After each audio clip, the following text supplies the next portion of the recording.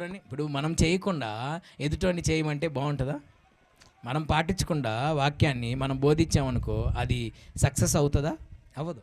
ఇప్పుడు ఈయన చేసి చూపించి, ఇప్పుడు జీసస్ క్రైస్ట్ ఉన్నాడండి, శత్రువుని ప్రేమించండి అని ఆయన స్టేట్మెంట్ ఇచ్చాడు. ఆయన ప్రేమించి చూపించాడు, దాని ప్రకారం ఆయన జీవించి చూపించి మనల్ని అలా జీవించమని చెప్పాడు. ఆయనే జీవించలేదు అనుకో, అబ్బా నువ్వే జీవించలేదు మమ్మల్ని ఏం జీవించమంటావు అని అంటాం కదా. సో ఇక్కడ డేవిడ్ దేవుని ప్రేమిస్తున్నానన్న విషయం క్రియల్లో నిరూపించి తర్వాత చెప్తున్నాడు, మీలో ఎవరైనా మనఃపూర్వకంగా ఇచ్చువారు ఎవరైనా మీలో ఉన్నారా? దేవునికి స్తోత్ర. దావీదు ఎలా ఇచ్చాడట? మనఃపూర్వకంగా ఇచ్చాడు. దేవునికి స్తోత్రం కలుగును గాక. 7వ వచనం, మనఃపూర్వకముగా దేవుని మందిరపు పనికి 10,000 మణుగుల బంగారమును. అబ్బో, వీళ్ళు ఇంకా వీళ్ళు తక్కువ వాళ్ళేం కాదండి. దావీదు